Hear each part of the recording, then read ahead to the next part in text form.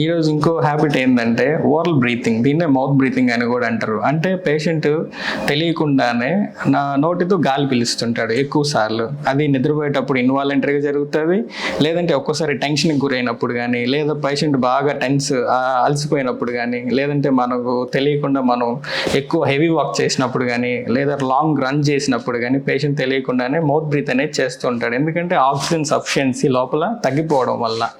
ఇంకొకటి ఏంటంటే ఇది మనం అనటామికల్గా చూసుకున్నప్పుడు పైన మన నాస్ట్రిల్స్ ఉంటాయి, అవి ఆ ఎయిర్ ఫ్లో ప్యాసేజ్ అనేది బాగా నేరో అయిపోయినప్పుడు పేషెంట్ ఆటోమేటిక్గా నోటితో తీసుకుంటాడు. దీనివల్ల మనం క్లినికల్గా ఓరల్ క్యావిటీలో చూసినప్పుడు బాగా మౌత్ అంతా డ్రైనెస్ అయిపోవడం, దాని తర్వాత బ్యాడ్ బ్రెత్ అనేది బయటికి రావడం, దాని తర్వాత పేషెంట్ వచ్చి కొంచెం అన్కంఫర్ట్ ఫీల్ అయిపోవడం, ఇవన్నీ జరుగుతూ ఉంటాయి. ఎక్కువగా యూస్ చేసేది వచ్చి ఓరల్ స్క్రీన్ అని ఒక హ్యాబిట్ బ్రేకింగ్ అప్లయన్స్ ఉంటుంది. దాన్ని పెట్టి మనం ఈ మౌత్ బ్రీతింగ్ అనేది తగ్గించుకోవచ్చు.